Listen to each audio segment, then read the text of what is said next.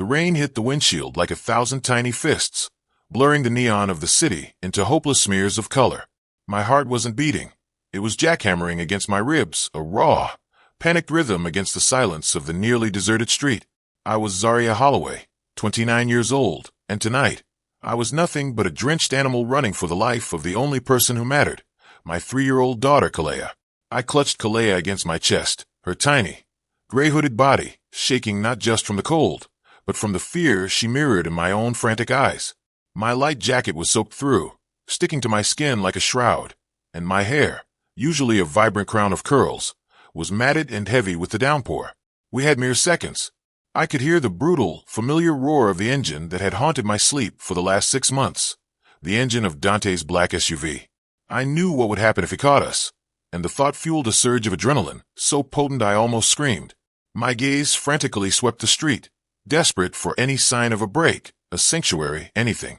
That's when I saw it, a sleek, black luxury sedan, idling at a corner stoplight, its windows tinted opaque against the hostile night. It was a bulletproof, expensive fortress, and it was my only chance. Ignoring the pain in my already burning lungs, I scrambled forward and slammed my palm against the driver's side window. Once, twice, 3 times. Each impact a desperate plea for mercy. Please. Oh God, please. I screamed, my voice ragged and thin against the drumming rain. I pressed Kalea's wide, terrified face against the glass, letting the silent image of her vulnerability do the pleading I couldn't articulate. I watched the window slowly roll down just an inch, revealing the face of the man inside. His name, I would later learn, was Caspian Vance, but in that moment, he was just an unfeeling silhouette in a custom-tailored suit. His face was a chiseled mask of irritation and cold, patrician judgment. His dark eyes, usually reserved for stock tickers and hostile takeovers, held nothing but annoyance at the disruption. He looked like power personified, an untouchable lord of the city, and I was just trash staining his expensive moment. He didn't speak. He just glared at the absurdity of a weeping woman and a soaked child interrupting his quiet drive. Please, sir, he's right behind me. My ex. He's going to hurt us. I choked out, my voice cracking with uncontrollable sobs. I pounded the glass one last time, ignoring the searing ache in my hand. Can I hide in your car? Just for 5 minutes, please. I beg you. The air hung thick with rain and my own terror, and I watched his face remain stubbornly impassive, calculating the cost of my intrusion. He was clearly ready to roll the window up and leave me for the wolves. Then, the sound that froze my blood and made Kalea whimper in my arms sliced through the night. Dante's menacing, dark SUV, a vehicle I knew as well as my own shadow, came screeching to a stop just a few feet behind Caspian's pristine car. The lights were blinding, the tires spitting water and gravel. The driver's door flew open with a vicious metallic bang, and Dante's silhouette, huge, furious, and inescapable, emerged into the street. Caspian Vance's cold, aloof expression finally shattered, replaced by a flicker of pure, dangerous realization. He was no longer dealing with a nuisance. He was dealing with immediate, violent danger. Dante didn't bother with words. His arrival was a declaration of war, and his face, contorted with rage and adrenaline, was the last thing I wanted Kalea to ever see again. He lunged toward the black sedan. Before Caspian could react, Dante was already at my door, yanking the chrome handle with brutal, desperate force, shouting threats that were swallowed by the storm but felt deafening in my ears. Zaria, get back here, you little hiding coward. You're not going anywhere. The car door was locked, but Dante's sheer violence made the mechanism groan and shudder as he pulled again and again, his silhouette growing closer to the half-open window. Inside, the atmosphere instantly shifted from annoyance to a terrifying urgency. I saw Caspian Vance's hand instinctively tighten on the steering wheel, his knuckles white against the dark leather. His cold facade, moments before so rigid, finally cracked. Whether it was a residual flicker of human empathy, or perhaps just the sheer audacity of being challenged by a street thug, something ignited in his eyes. He realized the threat wasn't just to me. It was an intrusion into his ordered, protected world. And Caspian Vance did not tolerate intruders. Get in, he commanded, his voice low, sharp, and utterly devoid of warmth. But it was the most beautiful sound I had ever heard. I didn't need to be told twice. I shoved Kalea into the partially open back door, practically throwing her across the plush, pristine interior, and scrambled in after her, collapsing onto the luxurious leather seat. The smell of expensive cologne, and new car replaced the acrid smell of fear and wet asphalt. I slammed the door shut, just as Dante's massive fist struck the window, the heavy thud echoing sickeningly inside the soundproof cabin. I huddled silently in the back seat with Kalea, both of us soaking wet, shivering, and trying to become invisible. My desperate escape was now his problem. I could feel the tension radiating off Caspian in waves. He didn't look at me, but his concentration was absolute, focused entirely on the rearview mirror, where Dante was now dangerously close to his rear bumper, screaming and gesticulating wildly. For a terrifying, eternal second, I thought Caspian would unlock the door and simply push me out to save himself. Then, with an abrupt, powerful surge that pinned me against the seat, Caspian slammed the gas pedal to the floor. The luxury sedan, an engine of quiet, brutal power, roared to life, tire spinning for a fraction of a moment before catching purchase on the slick asphalt. We rocketed forward, peeling away from the curb and instantly leaving Dante's enraged figure shrinking rapidly in the rearview mirror. He was still shouting, still pulling on the door handle of his own car, scrambling to get back inside to begin the chase. Caspian hadn't asked any questions, hadn't demanded an explanation, or even looked at my face. He had simply acted, putting himself and his carefully insulated life directly in danger by fleeing my abuser's immediate pursuit. The silence that followed, broken only by the rhythmic swish of the wipers, was heavier than the rain outside. I was safe, but I had just trapped a feared billionaire in the consequences of my nightmare. We drove for what felt like an eternity, the dark streetlights blurring into streaks of gold and white. Caspian didn't slow until we were miles away from the affluent, recognizable neighborhood we'd fled. He pulled over beneath a rattling elevated train track, the noise washing over the car, providing a temporary, chaotic screen. The interior light remained off, leaving his face obscured in shadow. The first thing I heard was the sharp, efficient tone of his phone. "Vance," he answered, his voice devoid of the earlier tension, back to its cold, clipped professional register. He listened for a moment, his jaw tightening. "A security breach? What detour are you referring to, Marcus?" I was delayed. The lie was effortless, yet his next response was heavy with realization. "A satellite trace shows an unscheduled, rapid acceleration and a 15-minute deviation from the planned route, specifically near the 42nd Street interchange? That's cryptic enough. Handle it. No exceptions."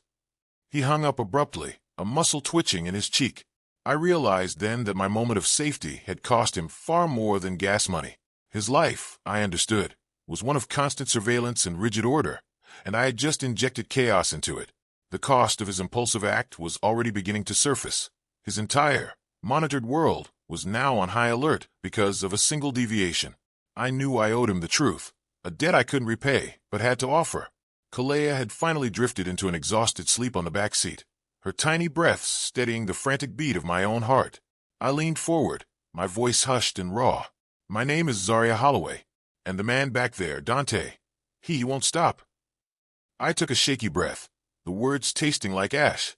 He started small, just controlling things, my job, my friends, my bank account. Then the verbal abuse, the isolation. But when the pushing started, and then the hitting, that's when I knew I had to leave. For Kalea, I stayed too long, blinded by the love I thought was still there. I revealed the cycle of abuse, the charming apology, the temporary peace, and the inevitable, violent return. I told him how Dante had promised to change after the last incident, how I'd almost believed him, and how he'd used that brief window of trust to plant a tracking app on my old and used tablet. I thought I was smart. I changed my number, took cash out, moved across the state. But he tracked the tablet when I accidentally turned it on near the park today. He knew where I was going to be, waiting to drag us back. It was an emotional monologue, delivered in a rush of self-blame and terror, and Caspian listened without interruption, his face a careful study in neutrality. He finally looked at me, his gaze piercing. "Your name is now a liability. My network knows my route was compromised. We cannot go to a safe house. Not mine, not anyone I trust." He drove another 20 minutes, navigating through increasingly run-down streets until he parked in front of a faded sign, the Blue Comet Motel. It was low-profile, grimy, and entirely non-Vance-owned, a stark, almost offensive contrast to the life I assumed he lived. "This is temporary," he stated, cutting the engine. "No security, no paper trail. It's the last place anyone looking for Caspian Vance would ever expect to find me." He was forced to check into a dubious motel in a questionable neighborhood, using cash, merely to avoid the highly monitored, iron-fisted control of his own network. The irony was devastating. The Blue Comet motel room was small, smelling faintly of stale cigarette smoke and cheap disinfectant. It was an unlikely sanctuary, but for Zarya and Kalea, it was a palace compared to the terror of the street. Caspian had booked one room with 2 double beds, insisting he would stay awake and keep watch, a fact that made my stomach churn with a strange mix of gratitude and unease. As I peeled off my wet clothes in the tiny bathroom, I watched him through the open door, observing his complex world through the details. The quick, precise way he checked the door locks, the expensive leather briefcase he never let out of his sight, the way he moved with a controlled tension, even when doing nothing. I noticed a vulnerability behind the coldness, a deep, almost painful exhaustion etched around his eyes. The silence of the early morning hours was shattered by a sudden, terrifying sound. Kalea bolted upright in the bed, her small body convulsing, letting out a shriek that ripped through the quiet. "Daddy! No! Don't touch her!" she screamed, her arms flailing, caught in the grip of a violent night terror. I rushed to her side, pulling her into my arms, rocking her and whispering soothing words, but the intensity of her fear was overwhelming. Across the room, I saw Caspian freeze. The scream, and the repeated, desperate plea of "Daddy," hit him with the force of a physical blow. His usually impassive face contorted, a mask of control slipping to reveal a flash of raw, deep-seated pain. He clapped a hand over his mouth, turning his head away sharply, as if the sound had triggered some hidden, agonizing memory, a trauma he kept locked away. After I finally managed to settle Kalea, rocking her back to sleep, I noticed a fresh abrasion on her knee, from where she'd fallen scrambling into the car. I led her, still groggy, into the motel bathroom. In the harsh fluorescent light, I tenderly cleaned and bandaged the scrape, using a tiny, pathetic first aid kit I carried in my purse. The quiet, focused act of maternal love, my fierce devotion to protecting this tiny human, seemed to capture Caspian's attention. He stood silently in the doorway, watching me. It was a simple, non-dramatic moment, but it was profoundly real, a silent testament to the love and sacrifice that defined my life. I felt his judgment soften. He was seeing not a desperate woman, but a mother protecting her young. Just as the first, weak light of dawn began to seep through the grime of the motel window, a less dramatic but equally dangerous crisis unfolded outside. Caspian, meticulously checking the parking lot through the blinds, stiffened. A black sedan with tinted windows and a telephoto lens poking out the rear window was parked conspicuously across the street. The driver, a woman with sharp, observant eyes, was clearly an intrusive reporter from a major financial publication. The most critical detail, however, was the target of her lens, Caspian Vance's distinctive, million-dollar luxury car, which, despite the rain washing off some grime, was unmistakable and parked shamelessly next to a decade-old pickup truck. He had successfully hidden himself, but his wealth and identity had just been exposed to the one person who could turn his unscheduled detour into a global scandal.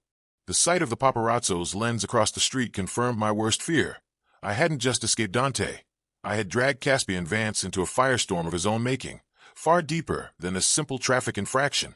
Before he could even formulate a strategy to deal with the reporter, Caspian's cell phone, a burner he had purchased only hours ago, vibrated with an incoming call from an unlisted number. He answered with a sigh of weary resignation, already knowing the voice on the other end. "Caspian, darling." The voice boomed, sharp and dripping with contempt. "I read your company's press release about your unforeseen personal delay." How utterly quaint. More like an unforeseen gutter vacation. It was his long-estranged father, Elias Vance, a powerful media mogul whose control over Caspian's life was clearly generational. Elias didn't call out of concern, but purely to mock his son's predicament and threaten a public airing of his slumming. "The Blue Comet, Caspian? Next to a laundromat? If that photo hits the wires, your stock tanks faster than a poorly built bridge. My editors are already drooling. Explain yourself, or I will." The conversation was cold, vicious, and entirely devoid of paternal love. Caspian's face was a study in controlled fury as he finally hung up, slamming the cheap plastic phone onto the rickety nightstand. His past, an immense weight of expectation and cruel judgment, had instantly caught up to him. I knew he needed a moment of peace, something to anchor him in this strange, unstable reality. Using the meager supplies I had rushed to buy at a corner store, instant noodles and plastic spoons, I decided to bring a strange kind of domesticity to the dingy room. I meticulously boiled water using the rusty, single-serving coffee maker provided by the motel and prepared a meager but comforting meal of chicken-flavored instant ramen. I placed the 2 steaming foam cups on the small table and gestured for him to join me. He looked at the humble offering as if it were a complex biological specimen, but the hunger, or perhaps the need for normalcy, won out. We ate in silence for a while, side by side, 2 people from impossibly different worlds sharing the same basic necessity. He ate with an almost surgical precision, but I saw the tension slowly ease from his shoulders. "It's surprisingly functional," he murmured, his voice laced with reluctant irony. It was a fleeting, surprising moment of shared, simple humanity. I offered him a tiny, genuine smile, a gesture of thanks for his risk. Then, the fragile piece shattered. My own cheap phone, which I had kept hidden and only turned on to check for emergency updates, buzzed once. It was a text message from Dante's old, block number. My breath hitched as I opened it. It was a single, chilling text, an unedited, close-up photo of Mr. Buttons, Kalea's favorite, threadbare stuffed rabbit, lying on a dusty floor, its head savagely slashed open, the cotton stuffing spilling out like viscera. My vision blurred. He hadn't just found me. He was sending a message directly through my child's most beloved possession. Dante was close, furious, and escalating, turning his hunt into a brutal, psychological game. Zaria's sudden, sharp gasp filled the small motel room. The image of Mr. Buttons, torn and discarded, felt like a direct punch to my gut. Dante wasn't just after me. He was aiming for my soul, targeting the things I loved most to exert his twisted control. I shoved the phone screen into Caspian's view, the tremor in my hand making the image dance. His expression, which had briefly thawed over the ramen, hardened instantly into a mask of calculated vengeance. "He's not operating with logic," Caspian stated, his voice flat and dangerous. "He's operating on rage and humiliation. That makes him volatile and sloppy, but also faster." We couldn't stay in the motel. The immediate exposure by the reporter and Dante's psychological attack meant we needed to vanish completely, not just hide. Caspian stood up, moving with a sudden, decisive energy. "I have one temporary solution, Zaria, but it's high stakes and temporary. You will no longer be Zaria Holloway. You will be a temporary part of my world." He proposed an arrangement, a complex, temporary partnership, where he would leverage his immense resources and immunity to protect us, and in return, I would adhere strictly to his every command and play a role in his highly controlled world. It was a deal, not a rescue, marking a critical shift from savior to necessary partner. Our first task was a vanishing act. Caspian drove us to the city's largest train station, a sprawling labyrinth of noise and crowds, the perfect environment for controlled chaos. We were being watched, and he knew it. As we entered the main hall, Caspian pointed out a shifty, nervous-looking man in a gray cap, who was clearly working for Dante, trailing us discreetly. Caspian's plan was elaborate, a staged fake identity change. He purchased 3 distinct, cheap suitcases and 3 sets of new clothes from station vendors. With Kalea held tight, we rushed into separate bathroom stalls and different terminals, changing clothes rapidly. I ditched my recognizable tan jacket for a simple black hoodie and sunglasses. Kalea was swapped into a bright red coat. We met back in the crowded hall, 2 minutes later, appearing like an entirely different family. We then slipped out through a maintenance tunnel. Caspian's security team had discreetly accessed for us, leaving the bags and old clothes and the pursuing tail behind on a train bound for the suburbs. Later that evening, in a secure, undisclosed apartment, a moment of weary quiet settled between us. I noticed him staring blankly at a dark, empty corridor. When I asked him if it was all right, he surprised me by sharing a brief, emotional detail about his past. "My mother, she was a vibrant force, a beautiful artist," he said, his voice barely a whisper. "But she was also a victim, not of physical violence like yours, but of systematic cruelty and control from my father. She was erased, chipped away at until she was nothing." The confession was a swift, glimmering look into the depths of his own wounded history, explaining his coldness and, paradoxically, his unexpected empathy for my situation. She was a pivotal figure, a victim of the very man now threatening his career. But the night refused to end on a peaceful note. Caspian received an encrypted message. His remaining loyal security team, working with the limited information he'd given them, had succeeded in tracking the location of Dante's phone. The coordinates were shockingly precise. Only 3 blocks away from Zaria's last known safe house, the small apartment I had been forced to abandon. The tracking data confirmed my fears and his assumption. Dante wasn't just chasing us blindly. He was systematically backtracking every move I'd made, eliminating every potential sanctuary, proving his hunger to find us was rapidly escalating. The temporary apartment was safe, but Caspian couldn't remain isolated forever. He had a massive corporate merger vote scheduled, requiring his physical presence at a major New York black-tie gala. He refused to leave Kalea and me exposed, so the deal dictated I had to go with him. The transformation was startling.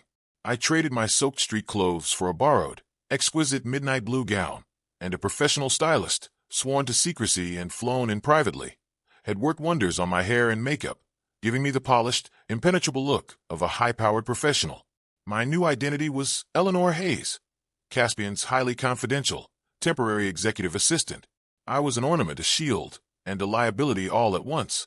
The gala was a swirling vortex of wealth, ambition, and the kind of glittering ruthlessness Caspian lived within. The sheer opulence was breathtaking, a world away from the gritty reality of the Blue Comet Motel. I stuck close to Caspian's side, memorizing my fictional backstory and trying to project an air of cool competence, fighting the instinct to flinch every time a shadow moved too quickly. The true test came near the champagne bar.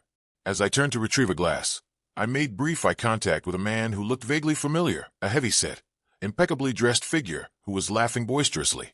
He stopped mid-chuckle, his eyes narrowing. My blood ran cold.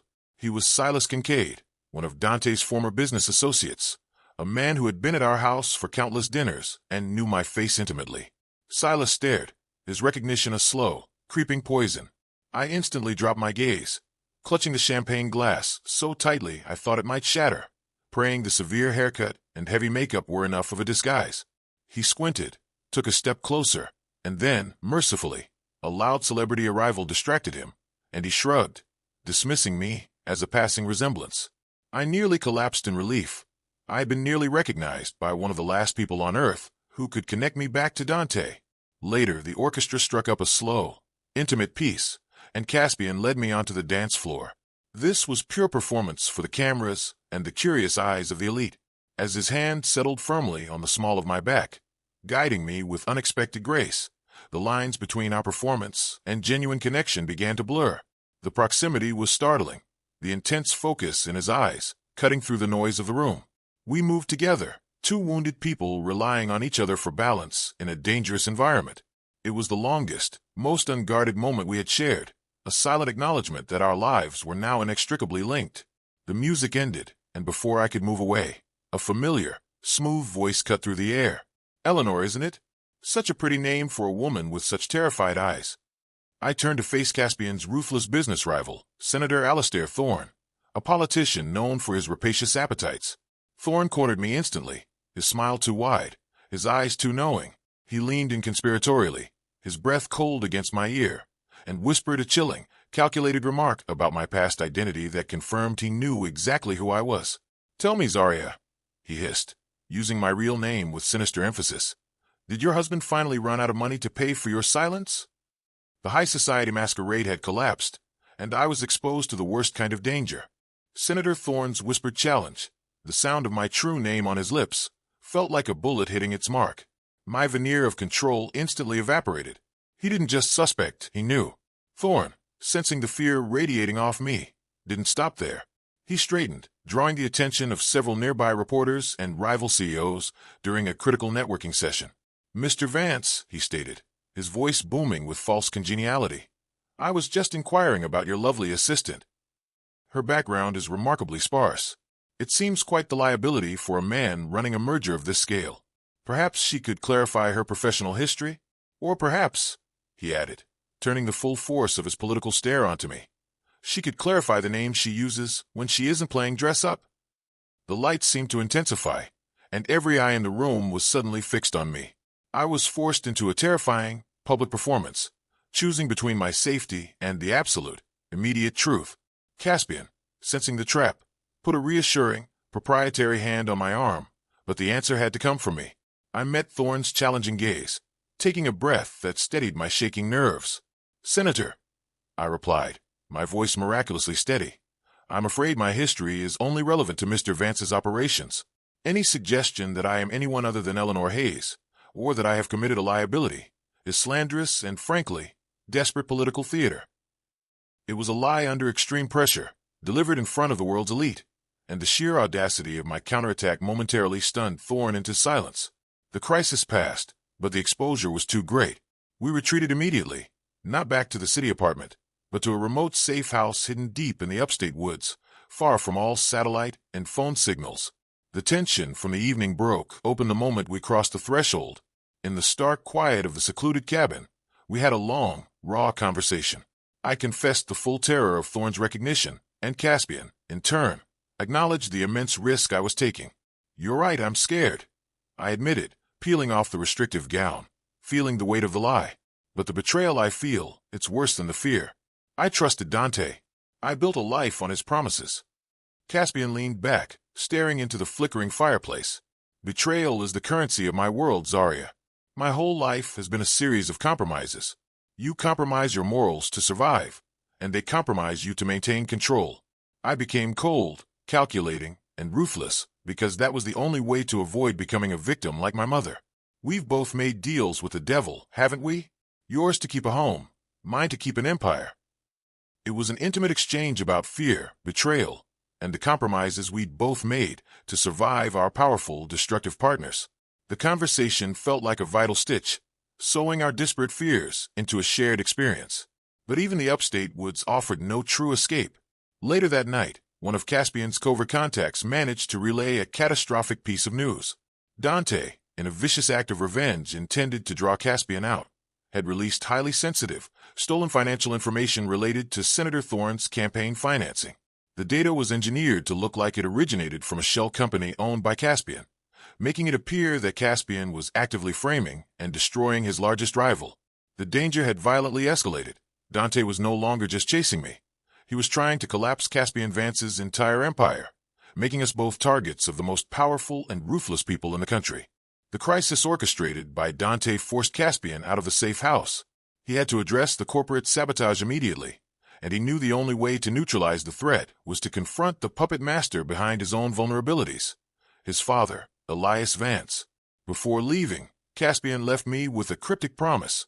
He would be back with the ultimate leverage. I knew this confrontation would be monumental, fueled by decades of resentment. Later that afternoon, Caspian met his father in a tense, closed-door meeting at a neutral, soundproof law office. The patriarch, Elias, was cold, dismissive, and utterly convinced of his superiority. Caspian challenged his father's decades of emotional abuse and his passive role in allowing Dante to destabilize their company. Elias, cornered and furious, retaliated by dropping a decades-old family secret that fundamentally shattered Caspian's reality. "You want to know why your mother never left me, Caspian?" Elias sneered. "Because I controlled everything. That accident that ended her life, the one that looked like a tragic fall down the stairs, she was trying to leave me that night, and she found a package of documents implicating me in the fraud that built this company. She wasn't just a victim, she was a threat, and now so are you." The revelation wasn't a confession of murder, but of coercion, cover-up, and the destruction of the one person Caspian had idealized. This tragic backstory, tied to his mother's death, finally explained his cold demeanor and his unexpected empathy for my escape. While Caspian was facing his ghosts, I was focused on helping Kalea face hers. My background, before Dante had forced me out of my career, was in social work, specifically helping children articulate trauma. Kalea was quiet, her fear manifesting as a deep, watchful silence. Sitting with her in the sunlight streaming through the cabin window, I used simple drawings and stories to gently explore her emotions. "Remember the mean man's loud voice, sweetie?" I asked softly. It made our tummies hurt, didn't it? Through patient effort, I helped her articulate her fears about the move, the darkness, and the scary events she had witnessed. It was a slow, painful process, but seeing her name the loud voice and the fast car was a powerful step toward healing. With Caspian gone and our supplies running low, I ventured out, disguised again, to a bustling, anonymous market in a nearby town to purchase necessary provisions. I felt exposed, hyper-aware of every face and shadow.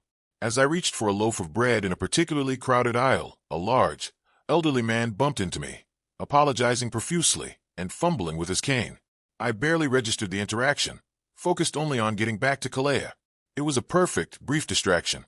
Unknown to me, the man was an operative working for Dante's widening network.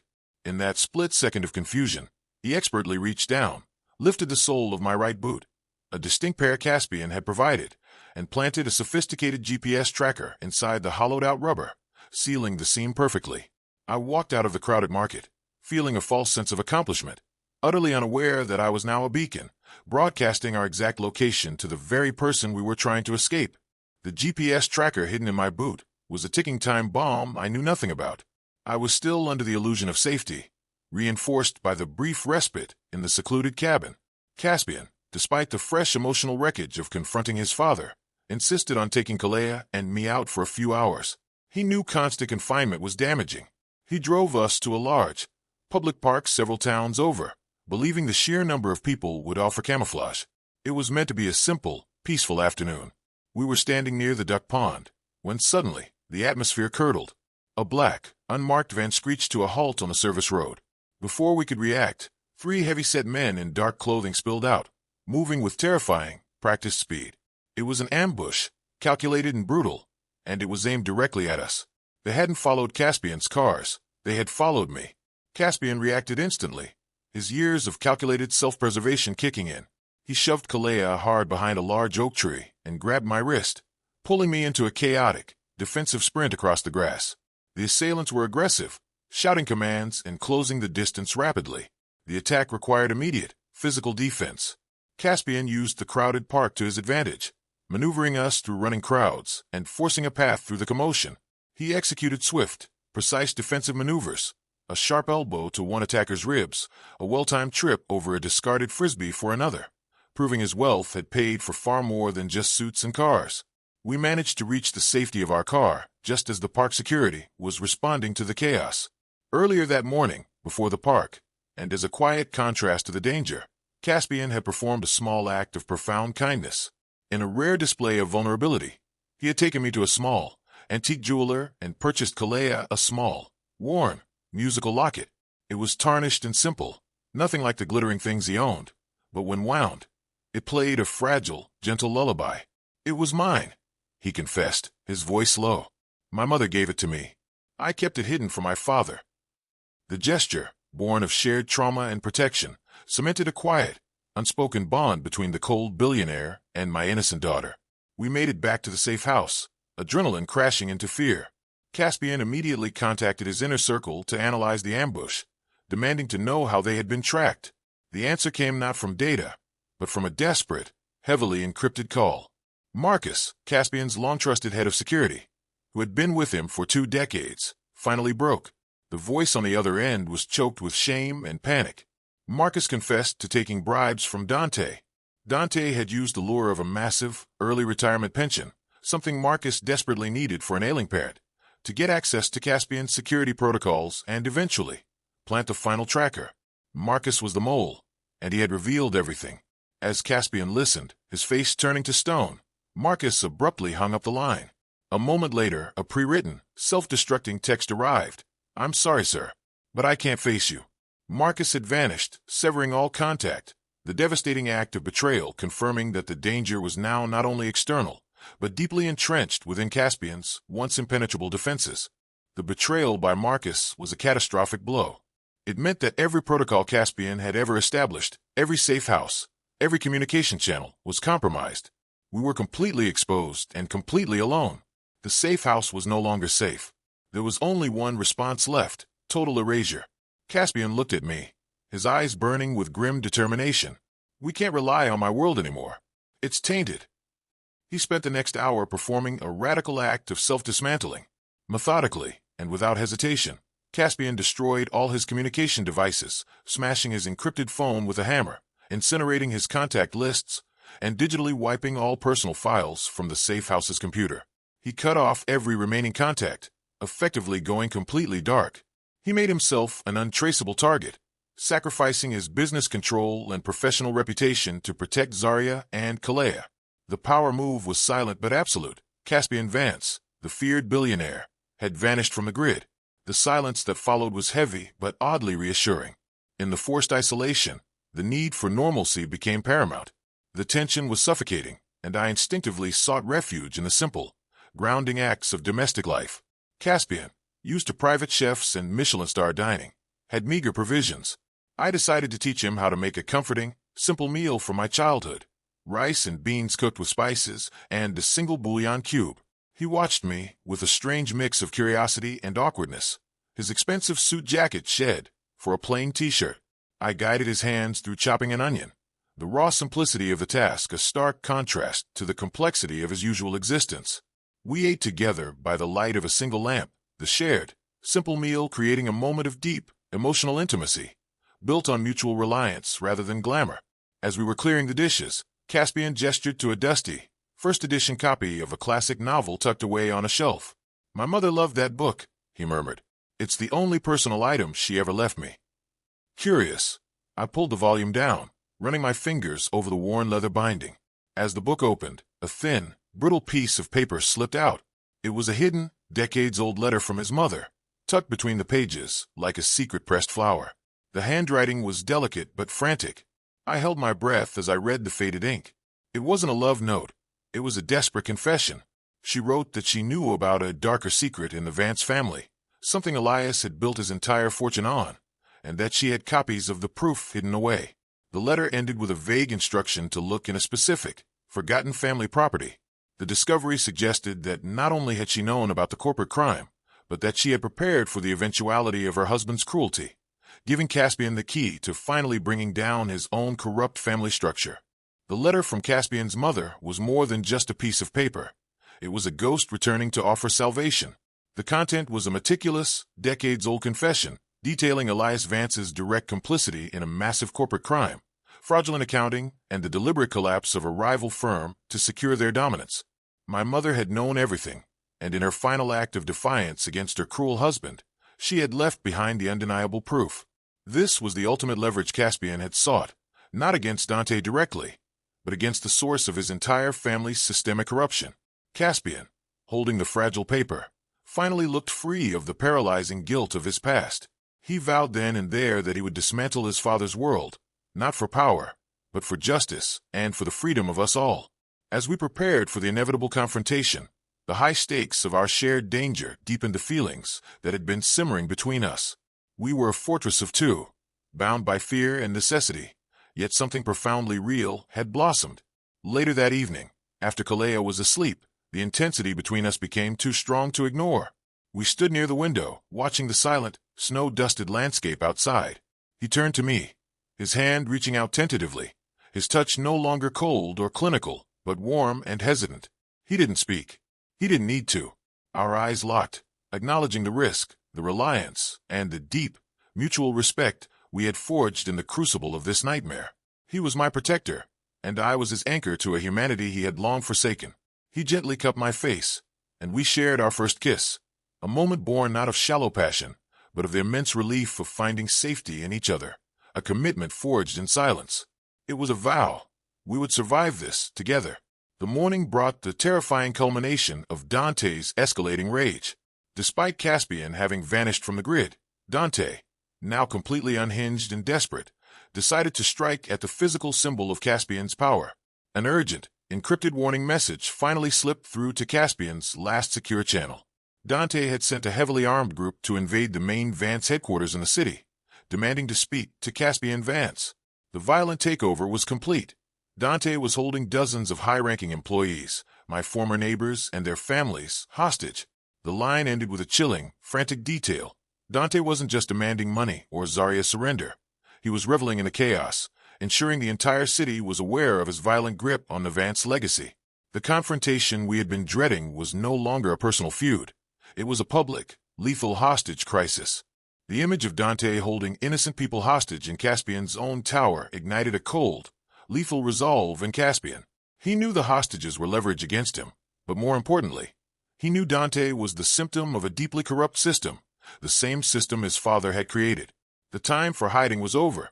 This was the moment for the reckoning, and it would start at the top. Using the proof from his mother's letter, Caspian initiated his plan to dismantle Dante and his own corrupt family structure simultaneously.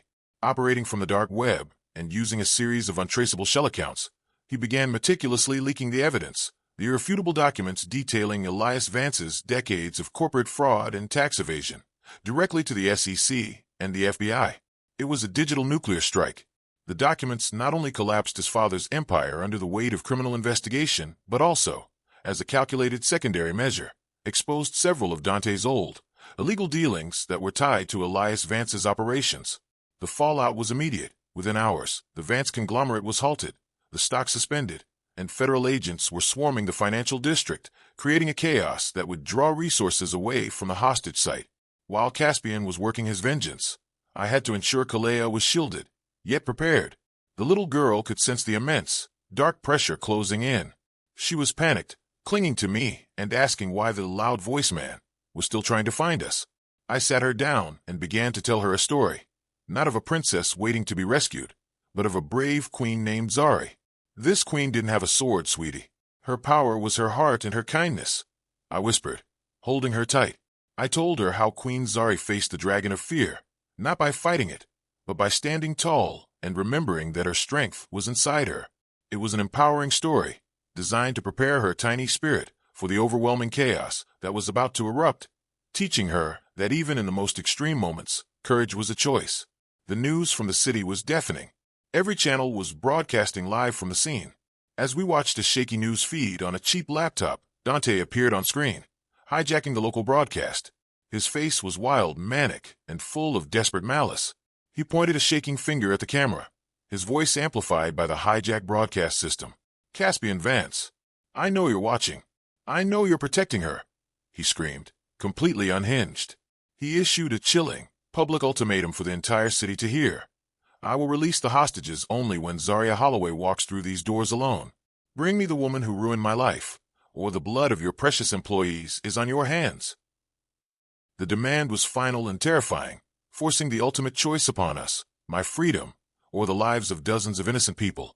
Dante's ultimatum hung in the air, a poisonous challenge. I didn't hesitate. I would not allow innocent people to die for my freedom.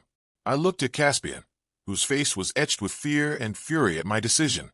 "I have to go," I told him, my voice firm. "This started with him trying to control me. It ends with me taking back my own narrative.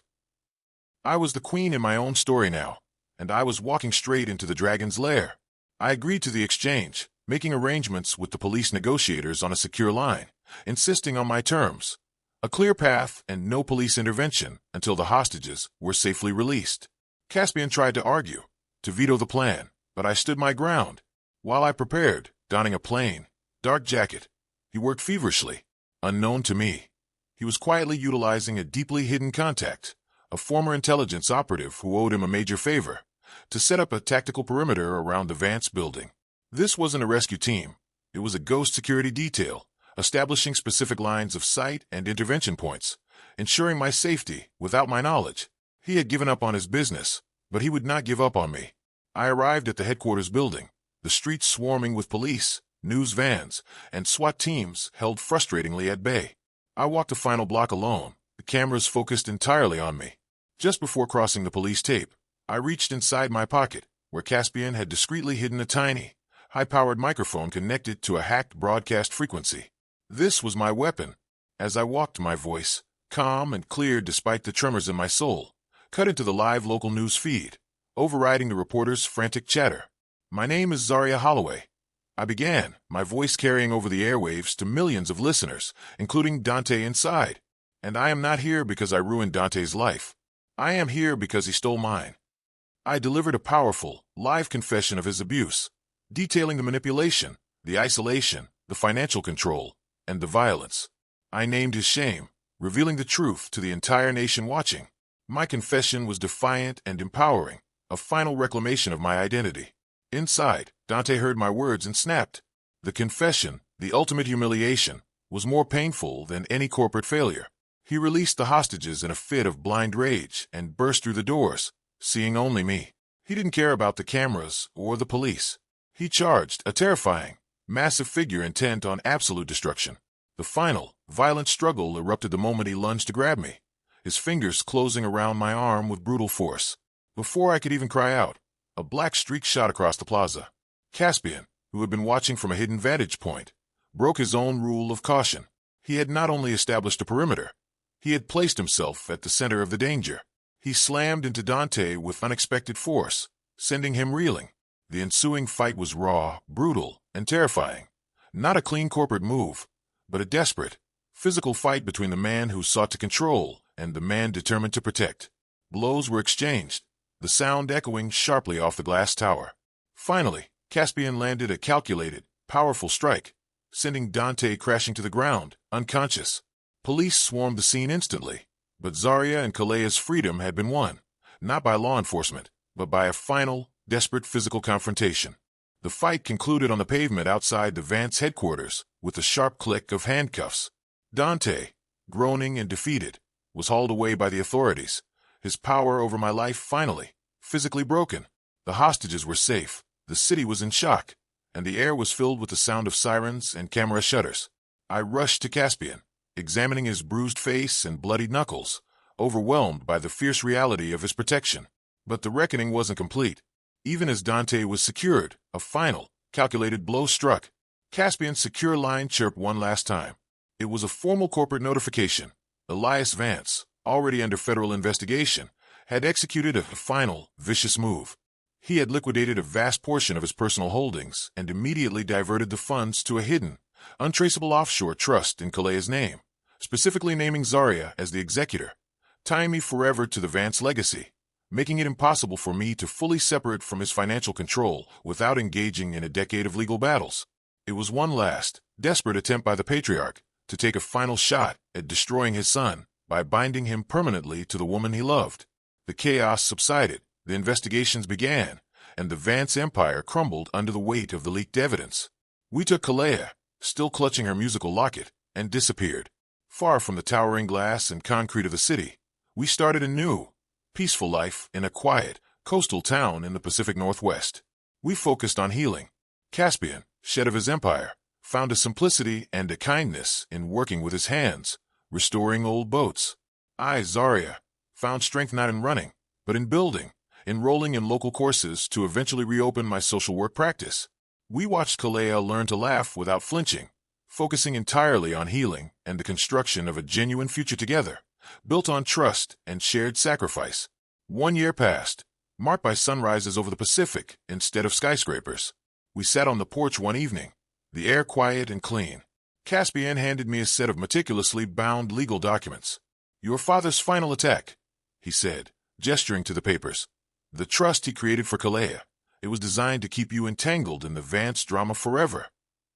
He gave me a rare, gentle smile. I knew I couldn't just dissolve it. That would be messy and take years. He then revealed his ultimate, poetic piece of revenge, executed silently during our year of hiding. He had utilized his last remaining corporate liquidity and his knowledge of the financial system to quietly purchase the debt-ridden holding company Dante was using as a front, the one tied to Elias Vance's offshore accounts. He had bought it for pennies on the dollar, legally absorbing all of its assets and legal liabilities, including the complicated trust that Elias had created. He hadn't destroyed Dante, but he had systematically bought his entire criminal infrastructure. I legally dissolved the shell company and all its subsidiaries, including the trust he set up. Caspian concluded, the paperwork a thick testament to his victory. All assets Zarya, including the vast sum Elias tied to Kalea's name, have been legally donated to a national foundation that supports victims of domestic violence.